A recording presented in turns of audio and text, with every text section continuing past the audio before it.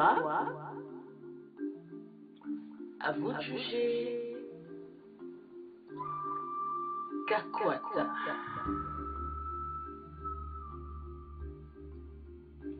Votre serviteur. Mutoto Wakolwezi. Kakwata. L'homme du peuple. Encore et toujours à vos côtés. Il n'est pas tard. Nous pouvons encore espérer. Tous ensemble. Kesho Usiku. Lamuka. Pamoja jenge Kolwezi yetu. Sisi kwa sisi.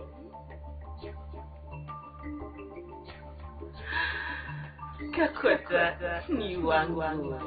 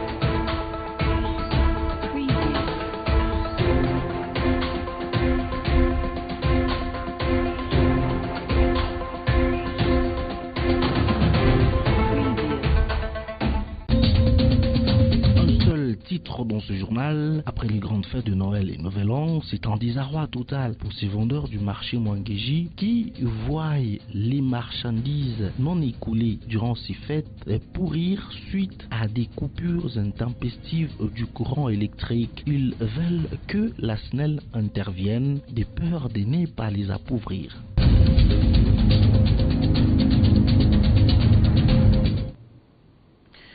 Mesdames, Messieurs, bienvenue dans ce journal. Quelques vendeurs qui espéraient faire grand pendant les fêtes, qui étaient déçus par la température froide du marché, déplorent le manque du courant qui ne leur permet pas de garder les marchandises. Ils veulent que les courants soient rétablis normalement. Suivez.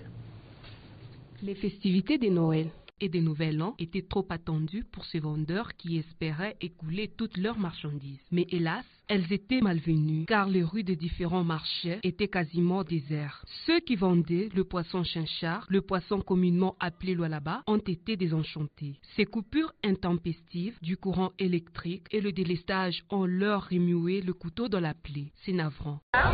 Nous ne vendons que le poisson venant fraîchement des eaux. Après pourriture, nous les jetons. Ces coupures du courant nous rendent une tâche difficile. Nous ne vendons qu'avec des glaces et à l'aide du courant aussi. Et comme ceci est devenu un casse-tête, c'est compliqué. Nous sommes contraints de jeter les poissons pourris et cela nous appauvrit davantage. Que le courant soit rétabli, que la perte réalisée ne soit plus grande. Des messages de paix qui s'annoncent dans la province attirent l'attention des plus d'un.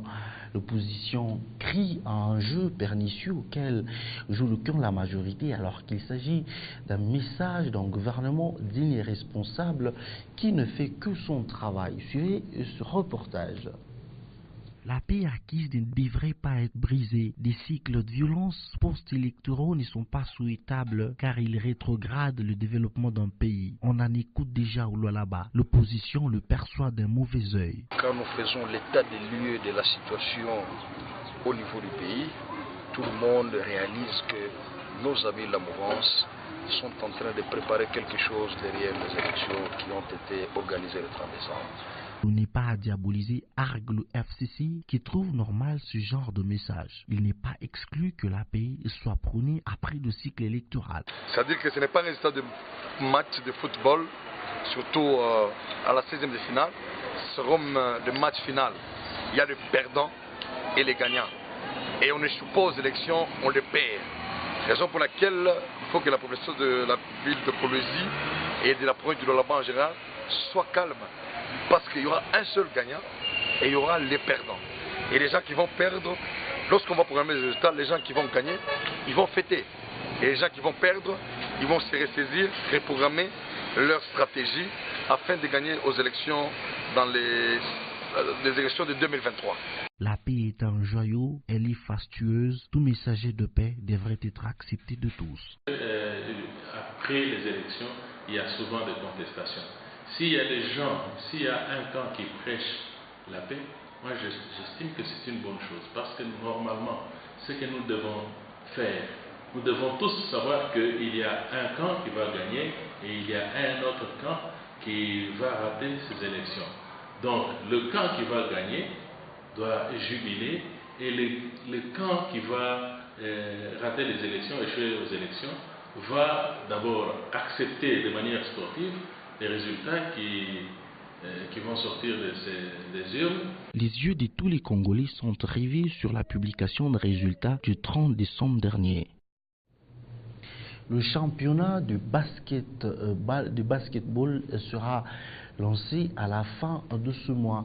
Confirmation faite ce samedi 5 janvier 2019 par le président de cette discipline dans la province du Lualaba.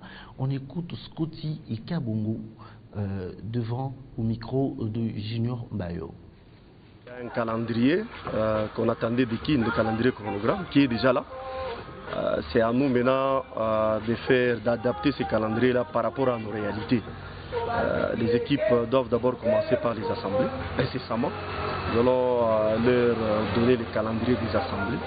Au finish, nous allons maintenant démarrer le championnat fin janvier. En même temps, vous savez que nous sommes dans la saison de pluie où nous voyons, nous allons d'abord questionner notre météo.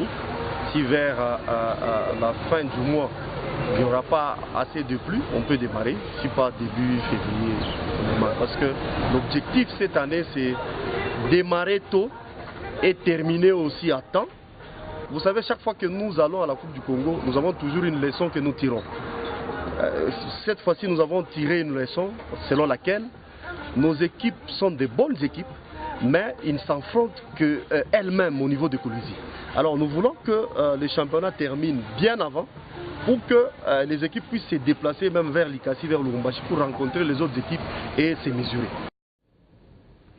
Plusieurs mouvements de joueurs s'effectuent en cette période de mercato hivernal en Europe, tout comme en Afrique. Le but est de gonfler l'effectif pour bien aborder la phase du groupe. Suivez ici l'élément de JRC Kissa. Malgré quelques doutes sur sa forme physique et son salaire, Samir Nasri a bien trouvé un nouveau point de chute. L'ancien Marseillais rejoint West Ham jusqu'à la fin de la saison. Reste désormais à l'international français de trouver des bonnes sensations et convaincre Manuel Pellegrini et le dirigeant. L'ancien joueur d'Arsenal et de Manchester City va de nouveau retrouver la Première Ligue. Roger Lemaire rejoint l'étoile sportive du Sahel, l'ancien sélectionneur de l'équipe de France, vainqueur de l'Euro 2000. Le club tunisien est actuellement 6e de son championnat. Il s'est exprimé lors d'une conférence de presse de présentation pour sa venue. Si je suis venu ici, c'est pour participer à la finale de la Coupe de Tunisie ainsi que celle de la Coupe arabe, a déclaré le nouvel entraîneur de l'étoile sportive du Sahel. S'il défend les couleurs de Sivaspor depuis l'été 2017, Robinho, l'attaquant brésilien de 35 ans, a décidé de changer de défi. L'ancien de Manchester City, Real de Madrid et Milan AC s'est engagé avec Başakşehir Istanbul. Sivaspor avec qu'il était en fin contrat dans quelques mois. Finot à la fine pour l'Ori Vert. Il a longtemps été ciblé comme candidat à un départ, notamment pour faire de la place à Marcelo. Pourtant, la Juventus vient de montrer sa confiance envers son joueur. Alexandro prolonge avec la vieille dame jusqu'en 2023. Alphonse Areola prolonge avec le Paris Saint-Germain jusqu'en 2023. Comme l'indiquent les communiqués du site internet du club, formé au club et passé professionnel en 2009, Alphonse Areola, 25 ans, a disputé 85 matchs pour 8 trophées en club et bien sûr la Coupe du Monde. Il était important pour moi de poursuivre ma carrière et ma progression au sein du Paris Saint-Germain, a indiqué le joueur. Le club parisien pourra ainsi compter sur lui dans les années à venir. C'était le monde sportif nous permet de boucler notre édition journal. Vous pouvez facilement le retrouver sur notre site internet le www.wangou.info. Merci de nous avoir suivis.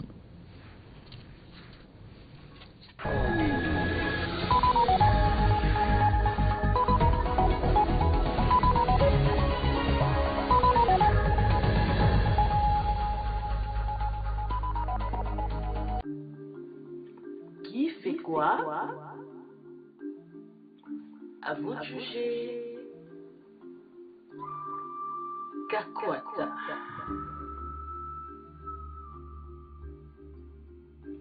Votre serviteur. Mutoto Wakoluzi. Kakwata. L'homme du peuple. Encore et toujours à vos côtés. Il n'est pas tard. Nous pouvons encore espérer. Tous ensemble. Kesho usiku. Lamuka. Pamoja jenge kolwezi yetu. Sisi kwa sisi.